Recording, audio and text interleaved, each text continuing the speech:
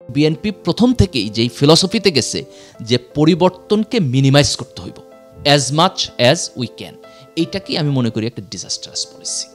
এবং এই disastrous policy এখন যত সামনের দিনে যাবে ততদিন বিএনপির ব্যাকফায়ার করবে। বিএনপি তোমার সাবস্টেন্সিয়ালি মানে সংস্কারের ব্যাপারে একটা নেগেটিভ জায়গায় আছে, এই জায়গায় থাকার কারণে এখন দেখো বিএনপি মানে দুই দিকে প্রবলেম পড়তেছে। আগে গণভোট হলে যেরকম করে প্রবলেম, একসাথে গণভোট হলে আমি মনে করি বিএনপি প্রবলেম পড়বে। মির্জা ফখরুল বলছেন সেটা হচ্ছে যে এই সরকারের এই ধরনের একটা আদেশ দেওয়ার কোনো ইখতিয়ার নাই। এখতিয়ার আছে কি নাই ডিটারমিন করবে কি কনস্টিটিউশন। এক্স্যাক্টলি। সো এইটা কনস্টিটিউশন তো অন্তর্বর্তী সরকারই নাই। কনস্টিটিউশন অনুযায়ী যদি তুমি আলাপ করতে চাও তাহলে তো তোমার ভারতে যে হাসিনার জিজ্ঞেস করতে হবে যে কি করবো, হ্যাঁ আমরা কি আদেশটা দিব কিনা।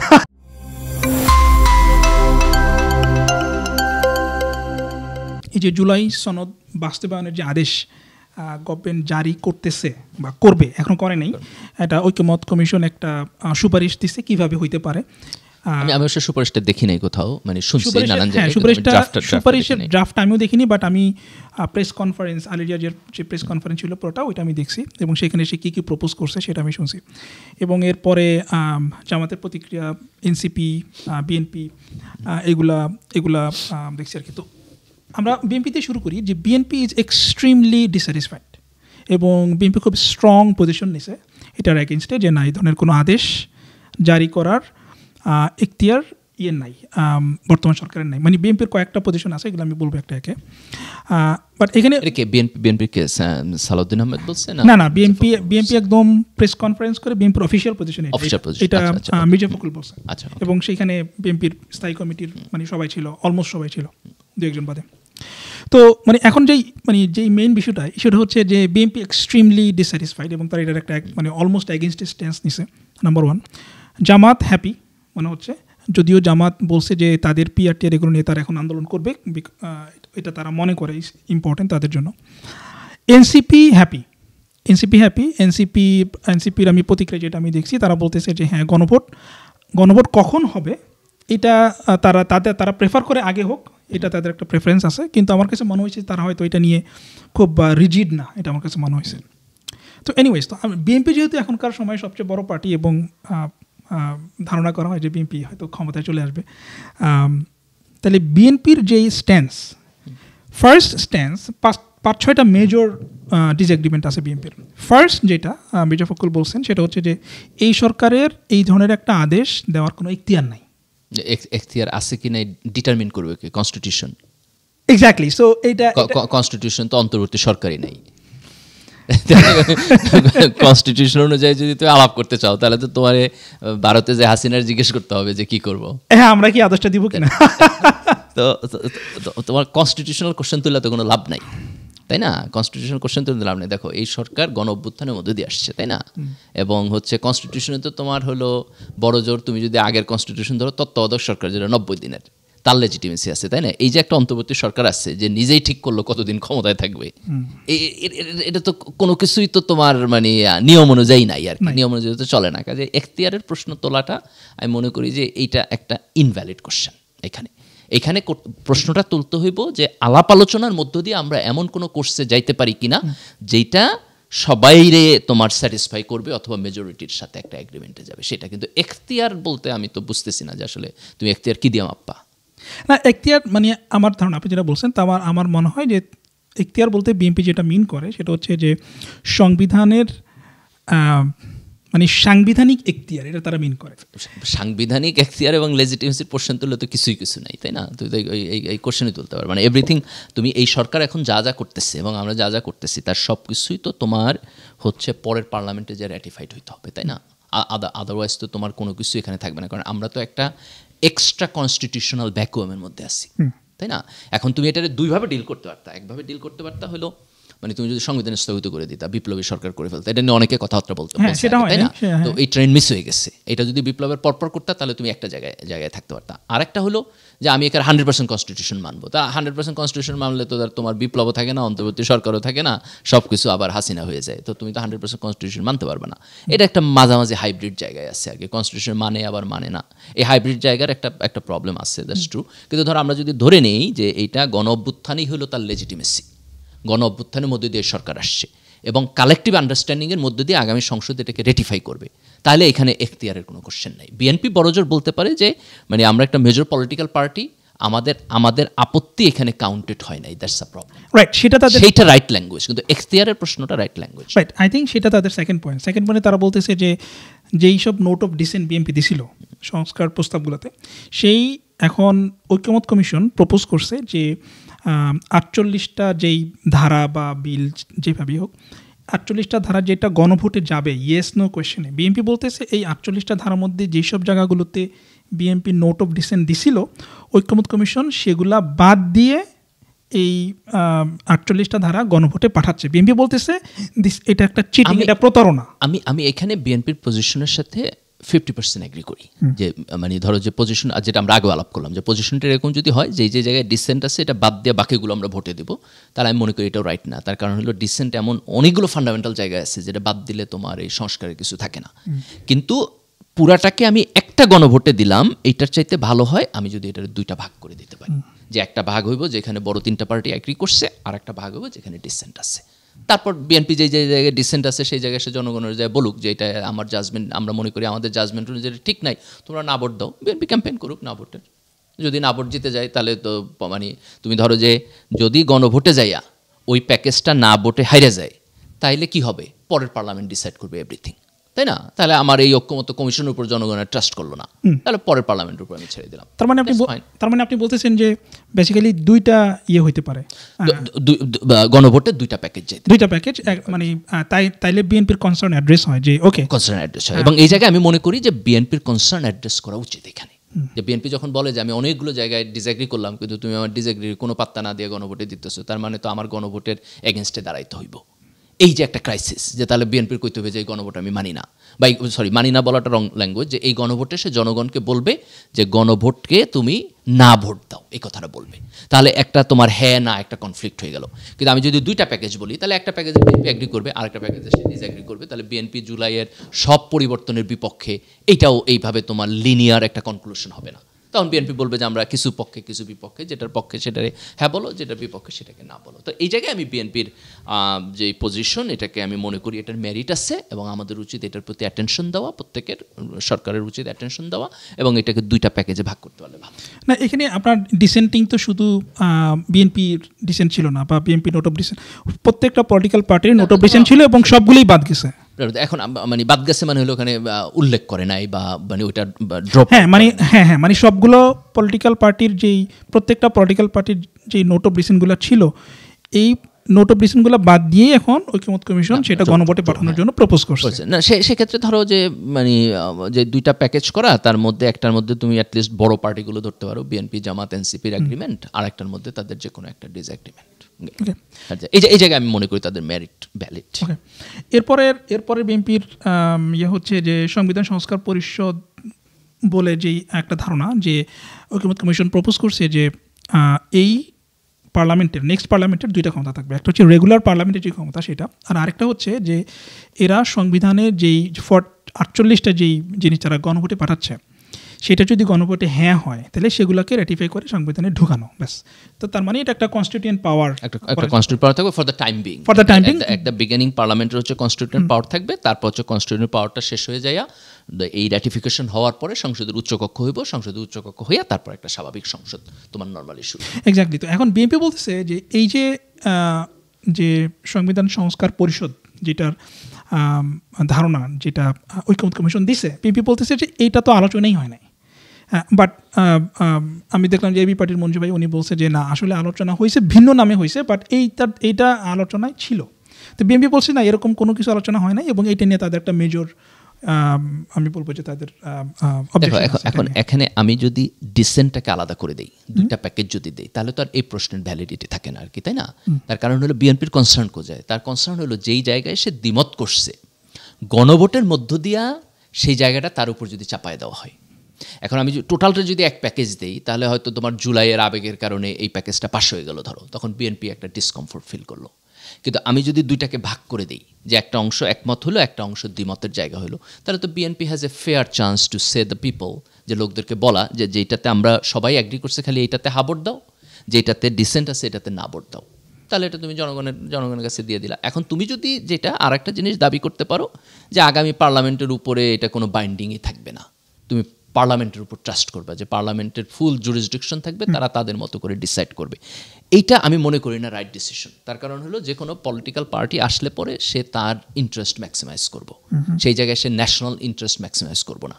ন্যাশনাল ইন্টারেস্ট ম্যাক্সিমাইজ করতে হইলে আমরা এই সংস্কার প্রপোজালটা জনগণের অ্যাপ্রুভাল নিয়ে তাদের উপর বাইন্ডিং করতে হবে। এটা কোনো না, বাইন্ডিংটা নিয়ে মনে হয় মানে ধরেন বাইন্ডিংটা তো একটা জিনিস আছেই, মানে বিএনপি বলতেছে যে 270 দিন যেই সংবিধান সংস্কার পরিষদ যেটা হবে, তারা বলতেছে যে এইটার আলোচনাই হয় নাই, এগুলো অ্যাড করা, এগুলা কাইন্ড অফ আমাদের সাথে প্রতারণা করা হয়েছে, এগুলো আলাপ করা হয় নাই, এগুলা আমরা সাইন করিনি, এগুলো কেন, এটা কেন আসছে?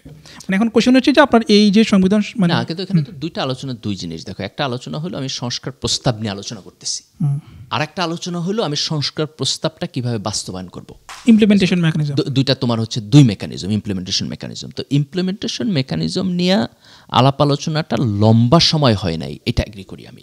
ধরো যে সংস্কার কমিশনে যত লম্বা সময় হলো তোমার এই প্রপোজালগুলো নিয়ে আলোচনা হয়েছে, ওই লম্বা সময়ের কাছাকাছি সময় তো তোমার ইমপ্লিমেন্টেশন নিয়ে আলোচনা হয় না। এখানে আমার কাছে মনে হয়েছে ঐক্যমত্য কমিশন তাড়াহুড়া করছে, দ্যাটস ট্রু। হ্যাঁ, এটা বেসিক্যালি 5 দিন এবং নিজেরা 5 দিন আলাপ করছে এবং 11 দিন হচ্ছে তারা এক্সপার্টদের সাথে আলাপ করছে, টোটাল 16 দিন তারা টাইম দিচ্ছে। আই এগ্রি যে এটা রাজনৈতিক দলগুলোর সাথে ইমপ্লিমেন্টেশন নিয়ে আরো আলাপ আলোচনা হইলে ভালো হইতো, কিন্তু ইমপ্লিমেন্টেশনে আমাদের যাইতেই হবে। ইমপ্লিমেন্টেশন, তুমি যদি ইমপ্লিমেন্টেশন এটা না করো তাহলে তো সব আলাপ আলোচনার মানে নাই। আমি মনে করি যে ঐক্যমত্য কমিশন এখানে একটা হয়তো ডেলিবারেটলি এই জিনিসটা তারা ওইভাবে আলাপ করে নাই, কারণ হলো যে তারা নিজেদের মানে তারা একটা প্রপোজাল তারা দিয়ে দিতে চাইছে, যেটা না আমি ধরেন যেটা মানে দিয়ে তারা দেখতে চাইছে ওকে রিয়াকশন কি হচ্ছে, then the let's then sit down, মানে আগেই একটা তারা প্রেশার বা অ্যাম্বিয়েন্স ক্রিয়েট করতে না। কিন্তু if that is true, that's not fair. কারণ হলো ঐক্যমত্য কমিশনে তুমি বসতেছোই যে আলাপ আলোচনার মধ্যে দিয়ে একটা জায়গায় যাবা। আমি যেটা বুঝি যে ধরো তুমি একটা প্রপোজাল দিলা, আলাপ আলোচনা হইলো, পার্টিগুলো অ্যাগ্রি করলো না, তখন তুমি তোমার পজিশনে চলে গেলা, বললা জনগণ ডিসাইড করবে, দ্যাট মেক্স সেন্স। কিন্তু আলাপ আলোচনার জায়গাতেই তুমি যদি কাউরে মানে ফেয়ার অপশন না দাও, আমি মনে করি সেটা ফেয়ার না, যে আলাপ আলোচনাটা আর একটু এলাবোরেট হইতে পারতো। হ্যাঁ, তাহলে এটা ওকে। এরপরে আপনার বিএনপির প্রচণ্ড আপত্তি আছে যে 270 দিন পরে যে অটোমেটিক্যালি সংবিধানে জিনিসগুলো যোগ হয়ে যাবে, এখানে বিএনপির সিরিয়াস অ্যাপ্লিকেশন আছে। এখানের মেরিটটা কি? মেরিটটা হলো যে আগামী পার্লামেন্টের প্রথমে একটা কনস্টিটিউয়েন্ট পাওয়ার থাকবে, তাই না? এর আগে গণভোট হয়ে গেল, ধরো যে আমি নির্বাচনের একই দিনে করলাম, ইটস ওকে, কিন্তু গণভোটের রেজাল্ট তো আমি পেয়ে গেলাম। গণভোটের রেজাল্টে যদি আমি দেখি যে সংস্কার প্রস্তাব পাশ হয়েছে, তাহলে আগামী পার্লামেন্টের কাজ কি? পার্লামেন্টের কাজ হইল এইটাকে ভোটাভুটিতে যাইয়া এক্সিকিউট করা, জাস্ট রেটিফাই করা। সে তো আর নতুন করে আলাপ আলোচনা করবে না, কারণ যদি গণভোটে তোমার এইটা মেজরিটি নিয়ে বা যত পার্সেন্টেজ আমরা দিব বাইন্ডিংয়ের জন্য, তত পার্সেন্টেজ নিয়ে যদি পাস হয়, তাহলে পার্লামেন্ট এটা মোটামুটি একটু আলাপ আলোচনা করে এটাকে পাস করে ফেলবে। তো এটার জন্য তো তোমার লম্বা সময়ের কোনো প্রয়োজন হয় না, তাই না? এখানে একটা মানে সময়ের বাইন্ডিংস থাকাই উচিত। বিএনপি যেটা বলছে সেটা হলো যে এটা পার্লামেন্টের উপর ছেড়ে দিবে, তারা যতদিনে ইচ্ছা ততদিনে এটা পাস করবে। What does it mean? It means যে সে যদি না চায় তাহলে এটা পাস না করে বসে থাকতে পারবে। তার মানে বিএনপি একটা লুপ হোল খুঁজতেছে যে মানে আমি আমার জাজমেন্টে ঠিক করব, গণভোটে যা হোক, আই ডোন্ট কেয়ার। এটা তো কোনো রাইট প্রপোজাল হলো না, কারণ আমরা তো পরিবর্তন চাইতেছি এবং পরিবর্তনটা জনগণের অ্যাপ্রুভালের মধ্যে দিয়ে চাইতেছি, তার ভোটের মধ্যে দিয়ে চাইতেছি। সংস্কার প্রস্তাব যদি জনগণের ভোটে পাশ হয়ে থাকে, তাহলে আগামী পার্লামেন্ট তার জাজমেন্ট অ্যাপ্লাই করবে না। আগামী পার্লামেন্ট হলো শুধু এটারে এক ধরনের আন্ডারস্ট্যান্ডিংয়ের মধ্যে দিয়ে এটাকে পাশ করে নিব। তাহলে তার জন্য একটা লিমিটেড টাইমলাইন লাগবে। এখন তুমি যদি একটা লিমিটেড টাইমলাইন দাও, তাহলে টাইমলাইনের মধ্যে পাশ না করলে কী হইবে, এটাও তো থাকতে হইব, নাহলে তো টাইমলাইনের কোনো মানে নাই। আমি তোমার টাইমলাইন দিলাম যে 10 দিনের মধ্যে করতে হবে, 10 দিনে না করলে কী হবে, এটা নাই। তাহলে তো তুমি 11 দিনে যাবা, 12 দিনে যাইবা। এখন ধরো আমি 270 দিন টাইম দিলাম, 270 দিনের মধ্যে যদি না হয় তাহলে কী হইবে, এটা তো থাকতে হইব। তাহলে ওরা যেটা প্রপোজ করতেছে কমিশন, সেটা হলো 270 দিনের মধ্যে পাস না হলে এটা অটোমেটিক হয়ে যাব। এটার উদ্দেশ্য কি অটোমেটিক করা? না, এটার উদ্দেশ্য হলো সংসদে রিমাইন্ডার দিয়ে রাখা যে তোমরা 270 দিন পর্যন্ত যাইও না, তার আগে এটারে পাস করে ফেলো। তো আমি তো এটার মধ্যে কোনো প্রবলেম দেখি না। দুইটা কমপ্লিমেন্টারি কোয়েশ্চেন। এক হচ্ছে যে সংসদে তাহলে আলাপ আলোচনার কী আছে? যদি এটা ধরেন গণভোটে আমরা যদি ধরে নিই যে হ্যাঁ এটা ইয়েস হয়ে পাস হয়ে গেছে, ওকে ফাইন, তাইলে আপনি সংবিধানে আপনি কি জাস্ট একটা ফর্মালিটিস মেনটেন করে জিনিসটাকে exactly. জাস্ট ফর্মালিটিস, তার মানে ধরেন ওইখানে আপনি আর কোনো যদি পরিবর্তন গণভোটে যেমন ধরো এখন প্রশ্ন হলো গণভোটে কত পার্সেন্ট ধরো আমার না, আপনি ধরেন 50% ধরেন, না ধরো 51%। 50-49 যদি হয় তাহলে তুমি বাইন্ডিং করবা কিনা এটা নিয়ে আলাপ করতে হবে, কারণ যদি এত ক্লোজ কল হয় আমার মনে হয় ওইটা নিয়ে হয়তো ধরেন এত ক্লোজ কল যদি হয় ওইটা নিয়ে এখনো কোনো ডিসকাশন নাই, তাহলে নাই, কিন্তু এই ডিসকাশনটা ইম্পর্টেন্ট, কারণ হলো 50-49 তো তুমি কোনো কিছু চাপাই দিতে পারবে না, এটা তো সমাজের মধ্যে বিভাজন তৈরি করবে। কিন্তু হাইপোথেটিক্যালি ধরো 70-30, যদি 70-30 হয় যে ধরো যে 70% লোক এটাকে হা বললো, তাহলে তো আমি পরের পার্লামেন্টে যেই দল ক্ষমতা আসলো সে 35% ভোট লয়ে আসলো, তো তুমি 70% লোকের রায় 35%-এ ভোট পাইয়া যে ক্ষমতায় আসছে সে এসে আলাপ আলোচনা করে না করবো, এটার তো কোনো প্রয়োজন নাই। 70% লোক এটার পক্ষে রায় দিলে তো এটা অলরেডি পাস, পার্লামেন্টের কাজ হলো শুধু রেটিফিকেশন করা, আর কাজ নাই তখন। সেটা কিন্তু 51%-এর ক্ষেত্রেও সত্য, ধরেন 51% যদি পেয়ে যদি না সত্য, কিন্তু সেখানে আমি একটা আর্গুমেন্ট করতে চাই যে কোনো একটা জিনিসের পক্ষে যদি 51-49 থাকে তাহলে এইটা মানে সমাজের মধ্যে এটা কনফ্লিক্টিং, কারণ 49% না বলছে তাহলে এটা মানে একপাক্ষিক মেজরিটি হয় না। যেমন তুমি ধরো কনস্টিটিউশন চেঞ্জের ব্যাপারে আমরা সংসদে 2/3 বলি কেন, সরকার তো ফর্ম করে 51 নিয়া, তাই না? ধরো পার্লামেন্টে যার 51 এমপি আছে সেই তো প্রধানমন্ত্রী হইব তার দল, কিন্তু যখন কনস্টিটিউশন পরিবর্তন করতে যায় তখন 2/3 মেজরিটি কেন বলি? পয়েন্টটা হলো যে কনস্টিটিউশন পরিবর্তন একটা মেজর কাজ, এটা তুমি সিম্পল মেজরিটি নিয়ে করো না, তাহলে প্রতিবার যে ক্ষমতা আইব হ্যাঁ একবার করে কনস্টিটিউশন চেঞ্জ করব, এটার বাটটা আমরা আর একটু বড় করতে চাই।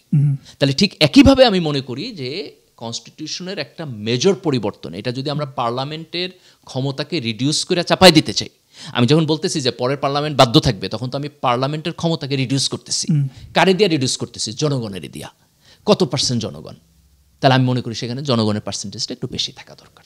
তারপর তুমি পার্সেন্টেজটা ধরো এখন এটা 60-তে নিবা না 70-তে নিবা, এটা নিয়ে আলাপ আলোচনা হতে পারে, কিন্তু আমি 50-49টারে কমফোর্টেবল না। আমার কাছে মনে হয় এটা 60-40 বা 70-30 হলে ভালো। হাইপোথেটিক্যালি তুমি ধরো যে 70% ভোট হা পড়লো, আমি 70% বাদ দিলাম, 70% হা পড়লে পরের পার্লামেন্টের কোনো কাজ নাই। পরের পার্লামেন্টের কাজ হলো এইটাকে বাস্তবায়ন করা, সে এটার কোনো অংশ বাদ দিতে পারবে না। আচ্ছা, ওকে। এখন সেই বাস্তবায়ন করতে তোমার 270 দিন লাগবে কেন? তাহলে আমি যদি তোমার 270 দিনের পরে একটা বাদ দিয়ে রাখি যে 270 দিনের মধ্যে না করলে এটা অটোমেটিক হয়ে যাবো, তাহলে এটা নিয়ে তোমার ইনসিকিউর ফিল করার কি আছে? তোমার তো 270 দিনের কোনো কাম নাই। কিন্তু এখানে তোমাকে আরেকটা রুল করতে হবে, যদি তুমি এইটাতে যাও যে 50%-এ পাস হইলে এইটা আগামী সংসদের প্রতি এটা থাকবে রিকমেন্ডেশন, কিন্তু বাইন্ডিং না। তাহলে আপনার রিকমেন্ডেশন যদি দাও তাহলে পার্লামেন্টের টাইম দিতে হবে, সেই টাইমটা 270 দিন এনাফ কিনা এটা নিয়ে আলাপ আলোচনা না। ধরেন যদি রিকমেন্ডেশনই হয়, হ্যাঁ, যদি রিকমেন্ডেশন আমরা যদি ওই রাস্তায় যাই যে এটা রিকমেন্ডেশন, এটা বাইন্ডিং না, তাহলে আপনার দরকার কি? এই গণভোটের দরকার কি? তাহলে রিকমেন্ডেশন তো না, গণভোটের তাহলে একটা দরকার কেন? রিকমেন্ডেশন হলে সেটা হলো যে আমার একটা গণঅভ্যুত্থান হয়েছে, গণঅভ্যুত্থানের মধ্যে দিয়ে একটা জন আকাঙ্ক্ষা তৈরি হয়েছে, সেই জন আকাঙ্ক্ষারে আমি একটা টেবুলেটেড ফর্মে নিয়ে আসছি আলাপ আলোচনা করিয়া, তার পক্ষে জনগণের একটা অ্যাপ্রুভাল আমি নিলাম, তাহলে এই বাইন্ডিংসটা এই রিকমেন্ডেশন অনেক স্ট্রং রিকমেন্ডেশন না? তার মানে একটা পলিটিক্যাল পার্টি এই রিকমেন্ডেশন ভায়োলেট করার আগে 3বার চিন্তা করবে, তার কারণ হলো এটার পক্ষে একটা হিস্ট্রি আছে, একটা জনমত আছে, কাজে এটারে আমি যদি রিকমেন্ডেশনও বলি তারও একটা মিনিং আছে, তুমি এটা আন্ডারস্টিমেট করতে পারবে না। ওকে, তার মানে হচ্ছে যে যদি নতুন কোনো গভর্নমেন্ট মানে নেক্সট যে গভর্নমেন্ট আসবে তারা, আপনি বলতেছেন রিকমেন্ডেশন হইলেও তাদের জন্য এটা ভায়োলেট করা ডিফিকাল্ট হবে, বিকজ এটার একটা জনমত আছে, একটা জনমত আছে এবং এটার একটা জুলাই অভ্যুত্থানের ব্যাকগ্রাউন্ড আছে। ওকে, আমি যেমন তুমি ধরো যে আমরা কেন ঐক্যমত্য কমিশন আলোচনায় গেলাম, আমাদের তো এই কনস্টিটিউশন দিয়ে 1972 সাল থেকে এই পর্যন্ত চলতেছে, পরিবর্তন কে করছে? পার্লামেন্ট করছে, তাহলে আবার পার্লামেন্ট আসলে করবে। বিএনপির পক্ষ থেকে অনেক সময় আর্গুমেন্ট করা হয়, তাই না? তাহলে আমরা এখন নতুন করে এটা কেন করলাম? তার কারণ হলো আমরা গণ অভ্যুত্থানের মধ্যে দিয়ে আসছি, তার আগে ফ্যাসিবাদের মধ্যে দিয়ে আসছি, এবং আমরা গণ অভ্যুত্থানের আকাঙ্ক্ষাকে ডিফাইন করতেছি যে আমাদের একটা পরিবর্তনের আকাঙ্ক্ষা আছে, তাহলে এই পরিবর্তনটাকে আমরা এখন অ্যাক্সিলারেটেড করতেছি। এখন এই পরিবর্তনটা যখন অ্যাক্সিলারেট করতেছি, আমরা পরিবর্তন ছাড়া যাব, এটার কোনো অপশন নাই, পরিবর্তন আমাদের হইতে হবে। এখন পরিবর্তনটাকে তুমি দুইভাবে দেখতে পারো, একভাবে হলো যে গণভোটের মধ্যে দিয়ে যেটা আসবে সেটা রিকমেন্ডেশন হলে কি হবে? তাহলে আগামী পার্লামেন্ট এই ফ্রেমওয়ার্ক সামনে রেখে আলাপ আলোচনা করবে, তাহলে তার টাইম একটু বেশি রাখবে। আর আমি যদি বলি এটা বাইন্ডিং, তাহলে তো তার আলাপ আলোচনার কিছু নয়, তাহলে সে আইসা শুধু র্যাটিফিকেশন করবে, র্যাটিফিকেশন প্রথম অধিবেশনে হয়ে যেতে পারে, কাজে 270 দিন সেখানে অনেক টাইম। এবং আমার আর্গুমেন্ট হলো যে আমি যদি দেখি যে 60% বা 70%-এর মতো একটা হাই বার অ্যাপ্রুভাল আমি পাইছি, তাহলে এটা বাইন্ডিং হইতে হইব, সেক্ষেত্রে টাইম তোমার বেশি লাগবে না। তুমি যদি রুলটা এইভাবে করো যে 70% হা ভোট পাইলে এটা বাইন্ডিং হইব, তাহলে আমার টাইম 270 দিনও দরকার নেই, তুমি আরও কমায় দিতে পারো। আর 50% ভোট পাইলে এটা রিকমেন্ডেশন হইব, তাইলে তুমি আলাপ করতে পারো। রিকমেন্ডেশন হলে তো পার্লামেন্টে আবার আলাপ আলোচনা করতে হবে, দ্যাট উইল টেক টাইম। সেই ক্ষেত্রে তুমি টাইমটাকে আর একটু বাড়ায় দিতে পারো। ধরো 270 দিন মানে হলো কয় মাস? 9 মাস। 9 মাস। এটা তুমি বাড়ায় যদি 12 মাস করতে চাও অথবা 2 বছর করতে চাও, I am okay with that. তাহলে তুমি যদি বলো যে ওকে 50% হইলে এটা রিকমেন্ডেশন হইব, তাহলে আমি 2 বছর টাইম দিব পার্লামেন্টকে। আর 70% হলে এটা বাইন্ডিং দিব, তাহলে তোমার 9 মাসেরও দরকার নেই, এটার কমায় তুমি 3 মাসে আনতে পারো, 3 মাস বা 6 মাসে আনতে পারো, যে আমি 3 মাস টাইম দেবো, 3 মাসের মধ্যে পার্লামেন্টের রেটিফিকেশন করতে বাধ্য থাকবে। আর যদি এটা 50% ভোট হয়, 70% বার সে টাচ না করতে পারে, তাহলে এটা রিকমেন্ডেশন থাকবে, সে 2 বছরের মধ্যে এটা অ্যাপ্রুভাল করবে। That's fine. Yeah, that make sense. কিন্তু আপনার কাছে কি মনে হয় বিএনপির আরেকটা মেজর অবজেকশন ছিল, যেটা জামাতের একটা মেজর স্ট্যান্স আছে যে গণভোট আগে হইতে হবে, আর বিএনপি এটা ক্লিয়ারলি বলছে যে কোনোভাবেই ন্যাশনাল ইলেকশনের আগে গণভোট হওয়া যাবে না। এটা কেন? আমার কাছে মনে হয় যে বিএনপি যেই জায়গায় দ্বিমত করছে, দ্বিমত করার কারণ হলো যে তারা মনে করতেছে যে এগুলো অ্যাগ্রি করলে সরকার উইক হয়ে যাবে, এক্সিকিউটিভ পাওয়ার কমে গেলে তাদের আইসা সরকার চালাইতে তারা যথেষ্ট কমফোর্ট ফিল করবে না। কিন্তু at the same time BNP মনে করে যে এই যে দ্বিমতগুলো করছে এগুলো খুব জনপ্রিয় পজিশন না, মানুষ এটা পছন্দ করে না, ভোটে গেলে সে হারিয়ে যেতে পারে। তো এই কারণে সে গণভোটটা আগে চায় না, কারণ গণভোটটা যদি আগে হয় এবং তার যদি ক্যাম্পেইন করতে হয় যে না আমি গণভোটের পক্ষে না, এবং একটা প্যাকেজ থাকে, আপনার কি মনে আচ্ছা এখানে একটা দুইটা প্যাকেজ হলে তার জন্য সহজ হয়ে যায়, তাহলে সে পুরা জুলাইয়ের বিপক্ষে হিসাবে চিত্রিত হয় না। যে কোনো আমি দুইটা প্যাকেজের পক্ষে, বিএনপিকে অ্যাকোমোডেট করার জন্য দুইটা প্যাকেজের পক্ষে। কিন্তু তোমার যদি একটা প্যাকেজ থাকে, এবং তখন বিএনপিকে চিন্তা করতে হবে সে আদৌ না ভোটের পক্ষে দাঁড়াবে কিনা, ক্যাম্পেইন করবে কিনা। কারণ ধরো সে ক্যাম্পেইন করলো না ভোটের পক্ষে, আগে ইলেকশন হলো এবং ইলেকশন হারে গেল, তাহলে that will have a consequence in the national election. আমার বোধহয় বিএনপি কনসিকুয়েন্স অ্যাভয়েড করতে চায়। কিন্তু এখানে আরেকটা জিনিস, ধরেন যেই সব জায়গাগুলোতে বিএনপির নোট অফ ডিসেন্ট ছিল, সেই জায়গাগুলো যেমন মেজর ইস্যুসগুলো, হ্যাঁ, যে বিচারপতি নিয়োগ হবে, উচ্চকক্ষে পিআর টিআর হাবিজাবি এইসব, তো এই যে মেজর, উচ্চকক্ষে পিআর হাবিজাবি না, উচ্চকক্ষে পিআর খুব ইম্পর্টেন্ট জিনিস। তো এই যে মেজর জায়গাগুলোতে বিএনপি যে নোট অফ ডিসেন্ট দিছে, এইটা যদি ধরেন একটা আলাদা প্যাকেজ করে আপনি গণভোটে পাঠালেন, আপনার কি মনে হয় যে বিএনপি এটার মানে যখন ক্যাম্পেইন করবে, বিএনপি কি এইটার এগেইনস্টে ক্যাম্পেইন করবে? আমি মনে করি যে BNP that would be a disaster for BNP. That's the reason BNP চায় না আগে ইলেকশন হোক, ওই গণভোট আগে হোক। তার কারণ হলো বিএনপি নেগেটিভ ক্যাম্পেইনটা করতে চায় না, even though there position against that. মানে বিএনপি এটার বিপক্ষে, কিন্তু সে এটা নিয়ে ক্যাম্পেইন করতে চায় না, কারণ তাহলে হলো যে ধরো যে সে ব্র্যান্ডেড হইব যে এরা জুলাইয়ের পরিবর্তন চায়, তার মানে হচ্ছে এই ব্র্যান্ডেড পজিশনে সে যাইতে চায়। Right, that make sense. কিন্তু তাহলে আপনি যে একটা প্রপোজাল নিয়ে আমরা আলাপ করলাম যে হ্যাঁ দুইটা প্যাকেজ পাঠানো যায়, একটা হচ্ছে যেই সব ধারাগুলোতে কোনো ডিসেন্ট নাই অথবা একদম মিনিমাম ডিসেন্ট আছে, 3টা বড় পার্টি এগ্রি করছে, আর আরেকটা হচ্ছে 3টা বড় পার্টি যেখানে নোট অফ ডিসেন্ট দিছে। তাইলে যদি আপনি এই দুইটা প্যাকেজ গণভোটে পাঠান, তাহলে বিএনপি তো স্টিল আই ডোন্ট থিঙ্ক যে বিএনপি এইটাতে রাজি হবে, বিকজ যে কথাটা আমরা একটু আগে বললাম যে কিন্তু এখানে তো বিএনপি একটা সুবিধা পাইতেছে যে সে জুলাইয়ের সব কিছুতে ডিসএগ্রি করে নাই। ধরো একটা প্যাকেজ থাকলে তো তুমি তো আর সিলেক্টিভ যাইতে পারতেছো না, তোমার পুরাটাই নাকচ করতে হবে, তো পুরাটাই বলতে হবে। দুইটা প্যাকেজ যদি হয় তাহলে বিএনপি আর্গু করতে পারে যে আমরা জুলাইয়ের পরিবর্তনটাকে অ্যাগ্রি করি, এবং এই কারণে পরিবর্তনের একটা পার্ট আমরা অ্যাগ্রি করছি, আর আরেকটা পার্টকে আমরা মনে করি যেটা দেশের জন্য ভালো না, জনগণের জন্য ভালো না, এই কারণে আমরা ডিসএগ্রিমেন্ট। হ্যাঁ, কিন্তু আমার কাছে মানে বাট স্টিল ক্রিটিক্যাল। আমি পলিটিক্যালি ধরেন জামাত, এনসিপি সহ অন্যান্য পার্টিগুলো তো ওইটার পক্ষে বলবে, ওই যেটাতে বিএনপি নোট অফ ডিসেন্ট দিছে বা দিছে। আমার ধারণা যে এনসিপি, জামাত ইসলামী, তারা যেসব নোট অফ ডিসেন্টগুলো তাদের আছে, তারা তখন পলিটিক্যাল বেনিফিটের জন্য তারা বিএনপিকে মেইন অপোনেন্ট বানায় ওই ইলেকশনটাতে, তারা তখন এটার পক্ষে তারা বিএনপি এখানে আমি তো বিএনপির ঐক্যমত কমিশনের যে পজিশন এটা ভুল মনে করি সব মিলায়। কেন দেখো, বিএনপি এখানে আরেকটা প্রবলেমের মধ্যে আছে। সেই প্রবলেমটা হলো তুমি যদি একসাথে গণভোট করো এবং তুমি মনে করো যে জনগণের সামগ্রিক পালস যদি থাকে পরিবর্তনের পক্ষে, তাহলে যেই লোক বিএনপির ভোট দিবে তার গণভোটে যায় বিএনপির এগেনস্টে ভোট দিতে হইব, তাই না? তাহলে এখন সে যখন বিএনপির এগেনস্টে গণভোটে ভোট দিতেছে, আর তারপর সে যখন জাতীয় ইলেকশনে ভোট দিতে যাবো, ওইটা যদি তার মাইন্ডসেটের ইম্প্যাক্ট করে, তাহলে তুমি ইলেকশনে তুমি নেগেটিভ ইম্প্যাক্ট পাবা। ধরো 10% লোকের মাইন্ডসেটে মনে হলো যে যেহেতু সংস্কার প্রস্তাবে আমি বিএনপির এগেনস্টে ভোট দিতেছি না, জাতীয় ইলেকশনের নির্বাচনে আমি বিএনপির ভোট দিব না, there is a high chance সে বিএনপিকে ভোট দিবে না। একসাথে ভোট হলে যেটা বিএনপির জন্য ভালো হবে, বিষয়টা কিন্তু এরকম না। বিএনপির একমাত্র লেজিটিমেট পজিশন ছিল সে যদি দ্বিমতগুলোরে কমায়া আইনা যদি জাস্ট তোমার মাইনর 5% 10% জায়গায় দ্বিমত থাকতো, তখন একটা ন্যাশনাল কনসেনসাস তৈরি হতো, তাহলে দ্বিমতটুকু আমরা বাদই দিয়ে দিই, এবং তাতে হয়তো সবাই অ্যাগ্রিও করতো যে আমি ফান্ডামেন্টাল জায়গায় যেহেতু বিএনপি দ্বিমত করে নাই, আমরা যা যা চাইছি তার 90% প্যাকেজ সবাই অ্যাগ্রি করে, তাহলে দ্বিমতটুকু আর ভোটেই দেওয়ার দরকার নেই। কিন্তু প্রবলেম হলো বিএনপি তো বহু জায়গায় দ্বিমত করে বসে আছে এবং ফান্ডামেন্টাল জায়গায় দ্বিমত করে বসে আছে, তাতে তুমি তার অ্যাকোমোডেট করলে তোমার আর পরিবর্তনই থাকে না। সো আমার মনে হয় যে বিএনপি প্রথম থেকেই যেই ফিলসফিতে গেছে যে পরিবর্তনকে মিনিমাইজ করতে হইব as much as we can, এইটাকেই আমি মনে করি একটা ডিজাস্টারাস পলিসি। এবং এই ডিজাস্টারাস পলিসি এখন যত সামনের দিনে যাবে ততদিন বিএনপির ব্যাকফায়ার করবে। এটা বিএনপির ভালো প্রসিডিউর। তার মানে আমার তো বিএনপি এখন মনে করতেছে একসাথে হলে সে নির্বাচনে বেনিফিট পাইব, কিন্তু একসাথে হইলেও এটা ভোটারদের সাইকোলজির উপর আরও বেশি ইম্প্যাক্ট করতে পারে এবং এটা বিএনপির জন্য প্রবলেমেটিক হতে পারে। তার মানে এটা তো বিএনপির জন্য খুব ডিফিকাল্ট হয়ে গেল। তাহলে বিএনপির জন্য সবচেয়ে ভালো হতো যে আলাপ আলোচনার মধ্য দিয়ে তারা যদি প্যাকেজটাকে এমন একটা জায়গায় আনতে পারতো যে একটা কমন প্যাকেজে সবাই যাবে এবং ডিসেন্ট আমরা বাদ দিয়ে দেবো। অ্যাটলিস্ট ধরো যে এনসিপি অথবা জামাত যে কোনো একটা পার্টির এসে যদি মানে তোমার এগ্রিমেন্ট আনতে পারতো, তাহলে তো আরেকজন তোমার মানে ছোট ধরো যে বিএনপি এবং জামাত এগ্রি করলো অথবা বিএনপি এবং এনসিপি এগ্রি করলো, তাহলে তো আরেকজনের ডিসেন্টটা তোমার স্মল হয়ে গেল, তাই না? এখন তো হয়ে যাইতেছে যে জামাত আর এনসিপি এগ্রি করতেছে, বিএনপি সেখানে ডিসেন্ট দিতেছে, এবং তুমি ধরো যে তুমি যখন আলাপ আলোচনায় যাবা তখন তুমি দেখবে যে বিএনপির পজিশনগুলো অনেক জায়গায় লজিক্যাল না। আমি তো মনে করি যে বিএনপি যেমন উচ্চকক্ষে পিআর সে যেভাবে চাইতেছে এটা দেশের জন্য ক্ষতিকর। এই পিআরের কোনো মানে নাই, জনগণের ট্যাক্সের টাকায় এই উচ্চকক্ষের কোনো মানে নাই, জনগণের ট্যাক্সের টাকায় তোমার উচ্চকক্ষ তো সে পিআর চাচ্ছে না, পিআর চাচ্ছে না, সে চাইতেছে নিম্নকক্ষের প্রপোজিশন অনুযায়ী উচ্চকক্ষ। তো এইভাবে উচ্চকক্ষ হইলে এটা তো সংরক্ষিত মহিলা আসনের মতো হইব, আর কিছু না, এটা তো কোনো আউটপুট নেই, অর্নামেন্টাল হইব, তাই না? তো এই যে বিএনপি তোমার সাবস্টেন্সিয়ালি মানে সংস্কারের ব্যাপারে একটা নেগেটিভ জায়গায় আছে, এই জায়গায় থাকার কারণে এখন দেখো বিএনপি মানে দুই দিকে প্রবলেম পড়তেছে।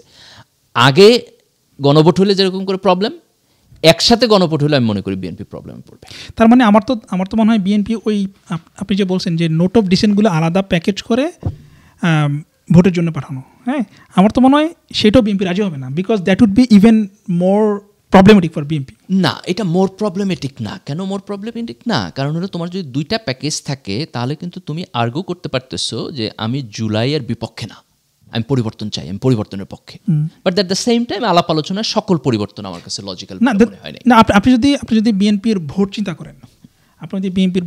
করেন, যেই 4টা যে জরিপ আমরা দেখছি সেখানে বিএনপির যে সাপোর্ট আমরা দেখছি এবং 50% আনডিসাইডেড, এবং বিএনপির ভোট হচ্ছে 17-18%-এর মতো।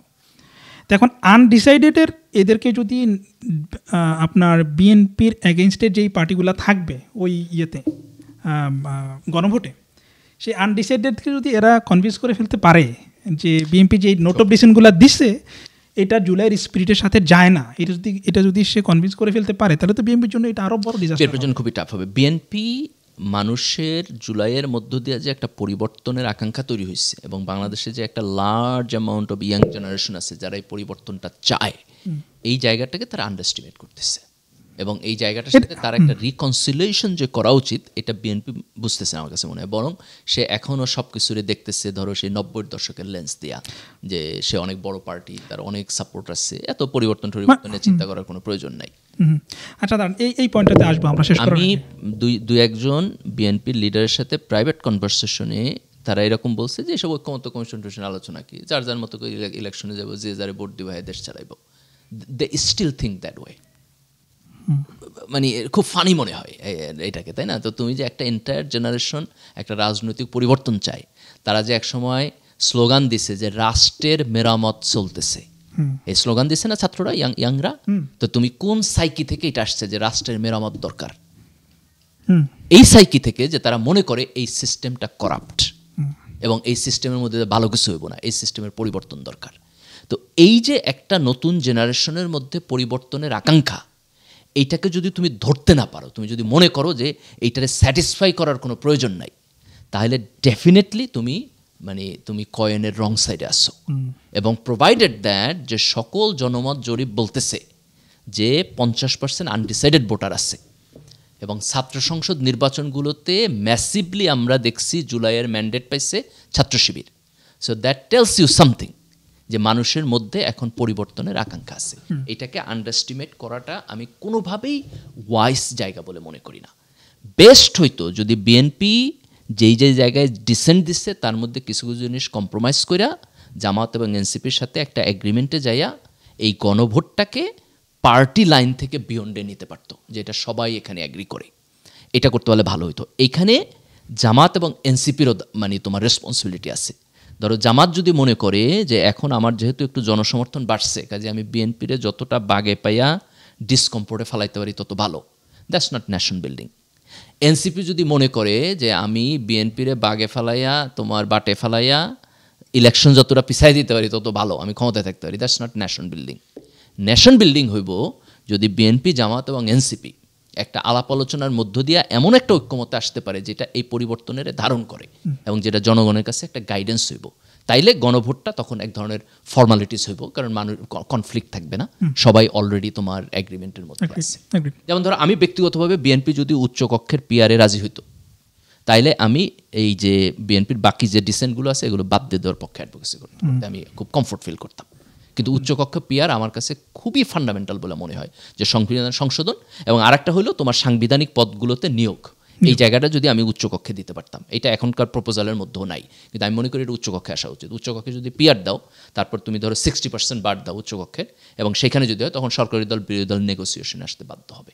তো এরকম একটা মডেলে যদি আমরা উচ্চকক্ষে যাইতে পারতাম, তাইলে বাকি ছোটোখাটো ডিসেন্টগুলো তুমি বাদ দিয়ে দিলে আমি ব্যক্তিগতভাবে কোনো আপনার এই পয়েন্ট আমি একটু ক্লারিফাই করি, এটা ইম্পর্টেন্ট। সেটা হচ্ছে যে সাংবিধানিক পজিশনগুলো, যেমন ফর এক্সাম্পল প্রধান নির্বাচন কমিশনার, চিফ জাস্টিস, পিএসসির চেয়ারম্যান, এই টাইপের 10-15টা মেজর অ্যাপয়েন্টমেন্ট, নেপাল দুদকের চেয়ারম্যান, এথিক্স কমিশন যেটা থাকবে, দুদকের চেয়ারম্যান, এই ধরনের 10-12টা-15টা ন্যাশনালি ইম্পর্টেন্ট এবং ইম্প্যাক্টফুল পজিশন, এই পজিশনগুলো যদি যেমন আমেরিকা যেটা হয় বা বিভিন্ন দেশে যেটা হয়, যে এই পজিশনগুলোতে অ্যাপয়েন্টমেন্ট পাইতে হইলে সংসদের আপনার সিনেটে, যেমন আমেরিকা সিনেট, সেটা 60 ভোট পাইতে হয়, মিনিমাম 60, 100 জনের মধ্যে 60 জনকে সেখানে অ্যাগ্রি করতে হয় উচ্চকক্ষের সিনেটের, এরপর এটা আবার নিম্নকক্ষে ইয়া হইতে হয়।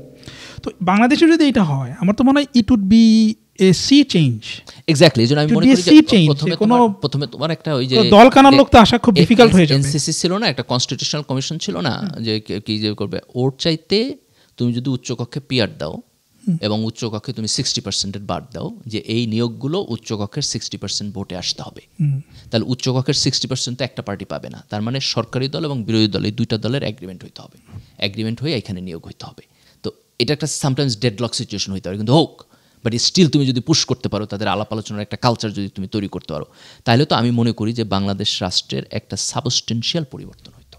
না, ইভেন আপনার ধরেন আমরা দেখি এখানে যে এফবিআই এর চিফ, তারপরে সিআই এর চিফ, যে এগুলাতে আপনার উচ্চকক্ষ যেটা আমাদের সিনেটে হিয়ারিং হয় এবং কোশ্চেন উত্তর দিতে হয় এবং মিনিমাম 60% ভোট তার পাইতে হয়।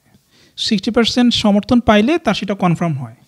তো একই জিনিস যদি আমাদের দেশে হয়, তাহলে আপনি দেখবেন যে কোনো দলকানা পুলিশের চিফ হইতে পারতেছে না, কোনো দলকানা আর্মির চিফ হইতে পারতেছে না, এবং কোনো যে গুন্ডা টাইপের লোক তার সে আসতে পারতেছে না। এটা একটা ফান্ডামেন্টালি চেঞ্জ করে দিবে জিনিসগুলো। আমাদের ধরো এখন যেই আলাপ আলোচনা এবং পরিবর্তনগুলো আসছে, পরিবর্তনগুলো যদি হয়ে যায়, তারপরে আমাদের আরও দুইটা জিনিস ভবিষ্যতে চিন্তা করতে হবে। একটা হলো এই সাংবিধানিক পজিশনের নিয়োগগুলো যদি আমরা উচ্চকক্ষে দিতে পারি, আর একটা হলো যে আমরা প্রাইম মিনিস্ট্রিয়াল সিস্টেমের পরিবর্তে যদি প্রেসিডেন্সিয়াল সিস্টেমে যেতে পারি এবং প্রেসিডেন্ট যদি সরাসরি ইলেক্টেড হয়। এখন যে প্রেসিডেন্ট আমরা ট্যাক্সের পয়সা দিয়ে পালিয়ে, আর তো কোনো কাম নাই, ফাও টাকা নষ্ট, এটা একটা গুড ফর নাথিং। এক্স্যাক্টলি। তো আমরা যদি ধরো ডিরেক্ট ইলেকশনে প্রেসিডেন্ট হয়, এরপর যদি আমাদের নিম্নকক্ষ উচ্চকক্ষ থাকে, যে নিম্নকক্ষে ডিরেক্ট ইলেকশন হইব এবং উচ্চকক্ষে তোমার পিআর হইব।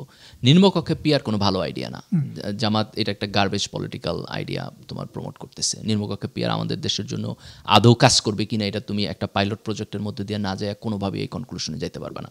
কাজেই নিম্নকক্ষে পিআর বাদ দিতে হবে, নিম্নকক্ষে নর্মাল প্রসেস থাকবে, উচ্চকক্ষে তুমি পিআর দিবা এবং সাংবিধানিক নিয়োগগুলো উচ্চকক্ষে তুমি ধরো 60% জায়গায় তুমি দিবা। এবং এটা আমরা এক্সপিরিয়েন্সের মধ্যে দিয়ে 60 তুমি 70 করবা না 50 করবা, এটা আমরা ধীরে ধীরে এক্সপিরিয়েন্সের মধ্যে দিয়ে ধরো গ্রো করবো। এরকম একটা সিস্টেমের মধ্যে দিয়ে যদি আমরা ইন দ্য লং রান যাইতে পারি, তাহলে আমি মনে করি বাংলাদেশের গণতান্ত্রিক সিস্টেমের একটা সাবস্টেন্সিয়াল তোমার চেঞ্জ হবে। এগ্রিড।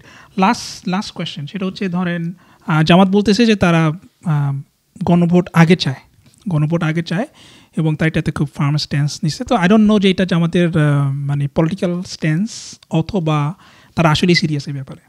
তো আমি যতটুকু বুঝি বা আমরা যতটুকু আলাপ করলাম, সেটা হচ্ছে যে গণভোটটা কতটুকু বাইন্ডিং হচ্ছে বা গণভোটের যে আদেশটা হবে সেই আদেশের ওয়ার্ডিং, এবং যদি সেটা এভাবে হয় যে না এটা বাইন্ডিং, তাইলে এটা ইলেকশনের দিনের আগে হোক অথবা ইলেকশনের দিনে হোক, তাহলে তো আমি তো কোনো সমস্যা দেখি না। আমি মোর ফোকাসটা আমার কাছে মনে হয় যে এই আদেশটা কিভাবে হইতেছে তার লেজিটিমেসি জায়গাটা একটা মোর ফোকাস।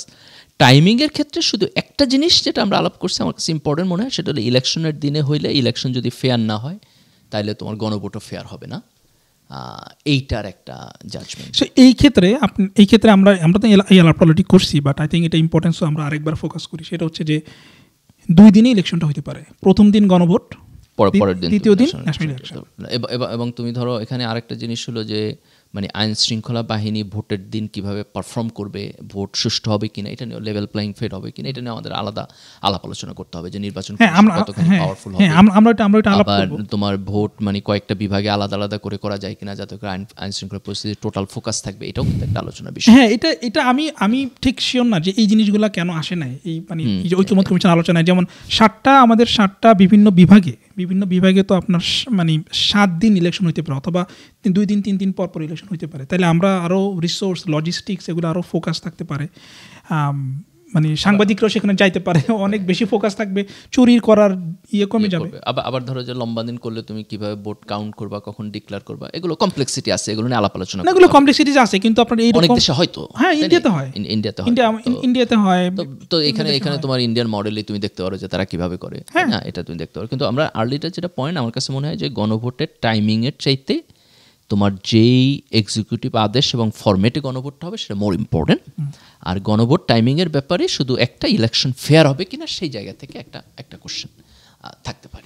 কিন্তু আমরা যে বললাম যে প্রথম দিন গণভোট, দ্বিতীয় দিন ন্যাশনাল ইলেকশন, আপনার কি মনে হয় যে উপস্থিতির ক্ষেত্রে মানুষজন 2 দিন কেন্দ্রে এসে 2টা ভোট দিবে, এটা মানে এটা আপনার কাছে কি মনে হয়? না, এটা তো কোনো প্রবলেম। তুমি 2 দিন ছুটি দিয়ে দাও, এই দেশে কত কামে কতজন ছুটি কাটাইতেছে, তুমি 2 দিন ছুটি আপনি দিয়ে দিলেন, ছুটি দেওয়া তো সমস্যা। শোনো, বাংলাদেশের মানুষ ভোট দিতে পছন্দ করে, তুমি যদি ভায়োলেন্স না করো, তাই না, যদি ভায়োলেন্স না থাকে, বাংলাদেশের মানুষ ভোট দিতে পছন্দ করে। গত 15 বছর তারা ভোট দিতেছে না। ছাত্র সংসদ নির্বাচনগুলোতে তুমি দেখো মানে 70-80% ভোট পড়ছে, 70-77-8%, তাই না? তো ডেফিনেটলি এদেশে মানুষ ভোট দিব। এবং তুমি ধরো যে মানে গণভোটের দিন যেহেতু সবাই ওপেন থাকবে, ওই দিন আর বেশি আনন্দ করে ভোট দিব, তার ফলে পরের দিন ভায়োলেন্স হয় তারও কিছুটা কমবে।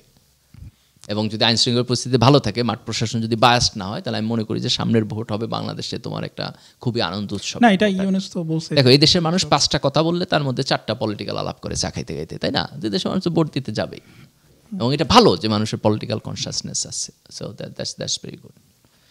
তো মানে আমরা যদি আর্লিয়ার পয়েন্টে যাই, তা আমি গণভোটের টাইমিংয়ে একমাত্র লেভেল প্লেইং ফিল্ডের কোশ্চেনটা বাদে টাইমিং আগে পরের আলাদা মানে কোনো পয়েন্ট আমি দেখতেছি না। কেন যায় না, কারো বেটার আর্গুমেন্ট থাকলে আসতে পারে, কিন্তু দ্যাটস মাই আন্ডারস্ট্যান্ডিং।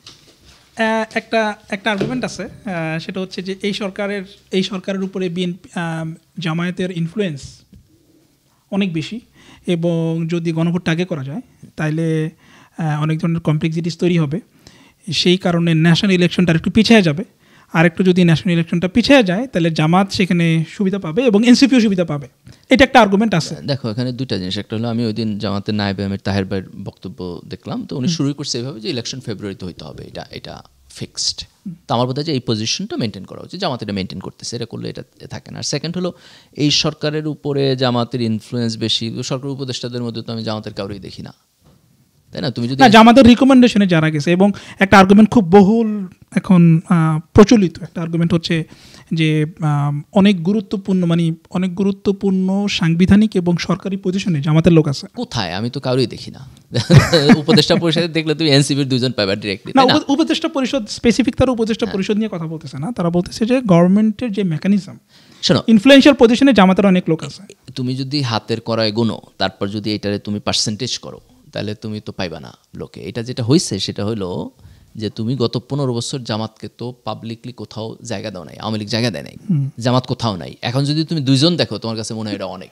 সেটা তো বিএনপি কেউ দেয় না, এটা একটা রিলেটিভ না। বিএনপি তো অলওয়েজ ছিল, বিএনপি তো পাবলিক স্পিয়ারে অলওয়েজ ছিল, এবং তুমি তারে দেখতে অভ্যস্ত। জামাতের তুমি দেখতে অভ্যস্ত না। এখন যদি তুমি 1-2টা জায়গায় তুমি দেখো, তাহলে তোমার কাছে মনে হয় যে জামাত। তার মানে আপনি কি এই আর্গুমেন্টার মেরিটটাকে আপনি কিভাবে দেখেন যে না, জামাত আগে গণভোট চাই, বিকজ গণভোটটা হইলে কিছু কমপ্লেক্সিটিস তৈরি হবে, এবং সেই কমপ্লিটলি তৈরি হওয়ার কারণে ন্যাশনাল ইলেকশনটা পিছায়া যাবে, সেটা জামাত প্রেফার করে, এই জন্য গণভোটটা আগে হওয়া। যদি ইলেকশন পিছানোর ইন্টারেস্ট তো আমি আপাতত জামাতের দেখি না, তাদের যদি নির্বাচনে ভালো করার সম্ভাবনা আছে তারা বরং ইলেকশনের ব্যাপারে বেশি ইন্টারেস্টেড হয়ে যাবে। আমার কাছে মনে হয় জামাতের পলিটিক্যাল জায়গা থেকে একটা কারণ থাকতে পারে যে যদি আগে গণভোট হয়, এই গণভোটে যদি জয়যুক্ত হয়, বিএনপি যদি এই গণভোটের এগেনস্টে দাঁড়ায়, তাহলে এই নির্বাচনে যদি বিএনপির এগেনস্টের পজিশন জাস্টিফাইড না হয়, তাইলে ধরো বিএনপি একটা ব্লোর মধ্যে পড়বে এবং তুমি মানে পরে ন্যাশনাল ইলেকশনে বিএনপির পারফরমেন্স আরও খারাপ হইতে পারে। এইটা একটা পলিটিক্যাল ইন্টারেস্ট হইতে পারে জামাতের, যে পার্টি হিসেবে সে একটা আপার হ্যান্ড নিয়ে তোমার নির্বাচনে যাইতে পারে সেটা। কিন্তু আমি মনে করি যে ন্যাশনাল ইন্টারেস্ট এই ব্যাপারে প্রেফারেন্স পাওয়া উচিত। মানে একটা পার্টি আর একটা পার্টির সাথে আপার হ্যান্ড নেওয়ার যে চেষ্টা, এটার চাইতে ন্যাশনাল ইন্টারেস্ট হচ্ছে তোমার অনেক বড়। কাজে আমরা যদি নির্বাচনের এই বাইন্ডিংস এবং অন্যান্য জায়গায় বিএনপির এগ্রিমেন্ট পাই এবং বিএনপির যদি মোর প্রেফারেন্স থাকে যে এটা নভেম্বরে একসাথে হইলে ভালো, তাহলে এগ্রিমেন্ট করা উচিত। এখানে এত ডিসএগ্রিমেন্টের কিছু নাই। ওকে, তাহলে আমরা এটা শেষ করি আজকে। Sure, okay, okay, thank you ভাই।